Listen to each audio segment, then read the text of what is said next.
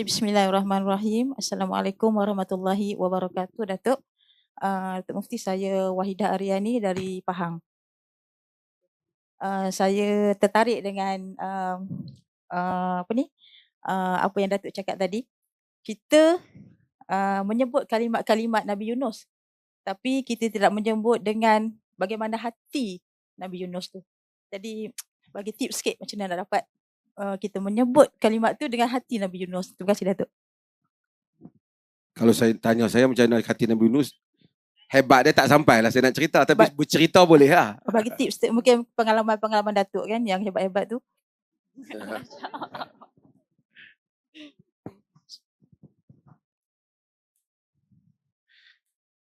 Zikir ni, zikir. Para sarjana hukum membincangkan. Zikir kalau tanpa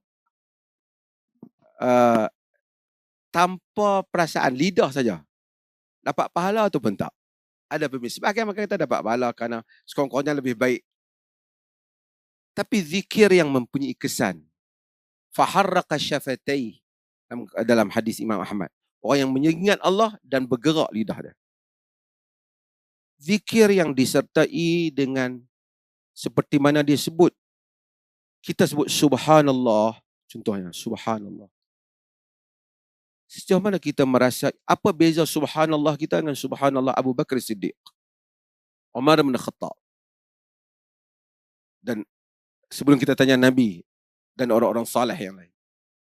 Ketika mereka menyebut subhanallah, mereka mentakdiskan maha suci Allah. Segala perasaan kesucian, kebesaran Allah itu, suci daripada segala kekurangan itu, menguasai diri dan perasaan mereka. Ketika mereka menyebut alhamdulillah,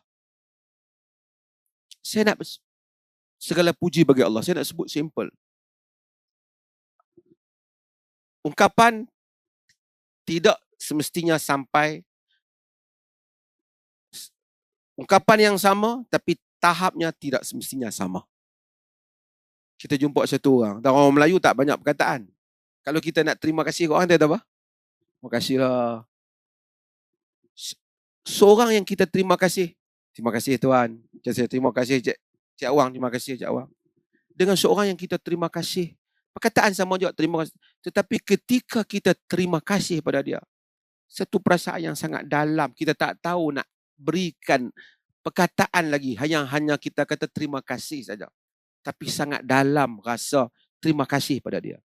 Dua orang yang mungkin kita sebut dua-dua terima kasih, tapi tak sama antara A dan B berdasarkan kepada keadaan orang itu pada kita. Sebab tu dalam hadis Nabi sebut, la uhsi sana'an alaika anta kama asnaita ala nafsik. Tidak dapat, hadis Muslim, tidaklah dapat aku ini menghitung pujian padamu, engkau itu seperti yang engkau puji dirimu. Ketika Nabi sujud, Aisyah cari Nabi, Aisyah pegang kaki Nabi pada waktu malam, Aisyah dapati Nabi sujud.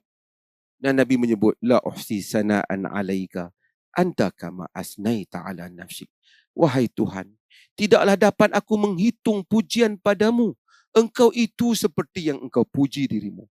Yang ni tak ada perkataan lagi, ajazal lisan.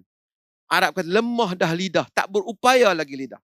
No words that I can describe. Aku tidak ada lagi perkataan yang aku boleh gambarkan untuk memuji engkau. Ketika seorang kata la ilaha illa anta, tidak ada ilah yang diabdikan diri melainkan engkau. Subhanak, maha suci engkau. Inni kuntu minal zalimin. Aku ini benar-benar termasuk di kalangan orang yang zalim. Bukan banyak jumlah.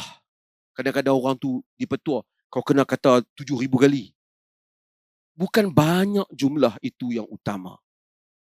Tapi bagaimana kita menghayati perkataan itu yang utama. 1,000 kali yang disebut dengan penuh pengabdian, kerendahan dan kekhusyukan lebih baik daripada 10,000 yang disebut la ilaha illallah subhanallah, la ilaha illallah, dengan tidak ada apa-apa makna yang hadir dalam diri hamba. Perkara itu memerlukan mujahadah, memerlukan kesungguhan. Setiap orang berusaha daripada masa ke semasa.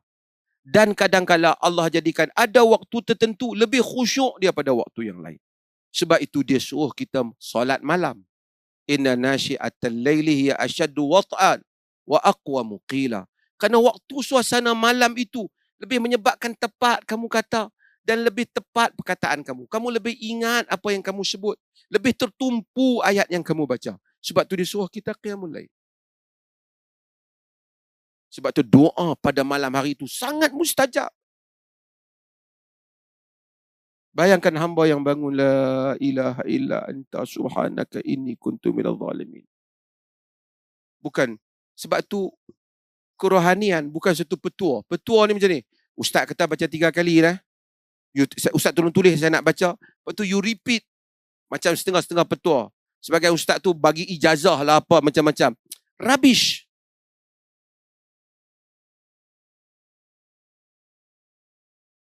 Dia bukan petua dalam sekadar menerima sesuatu macam awak terima basikal ataupun terima makanan. Ia suatu kepahaman terhadap makna tazkiyatun nafs, makna penyucian diri untuk seseorang mendampingkan diri pada Allah. Hatta kita sendiri akan tahu, hari demi hari, waktu dan waktu, tak sama perasaan dekat kita dengan Allah antara hari ini dan semalam, kemarin dan besok, dan tahun depan dan tahun yang lepas. Allah menjadikan manusia itu sejauh mana dia berusaha, dia mensucikan diri dia, dia akan mendekat. Wa nafsin wa ma sawwaha fa alhamaha fujuraha wa taqwaha. Qad aflaha man zakkaha. Maka beruntunglah orang yang menyucikan dirinya. Suci itu bukan dia pergi basuh baju dia, tapi maksud mensucikan dalam makna tadi. Dia sentiasa usaha supaya dia dapat benar-benar menghayati perkataan itu.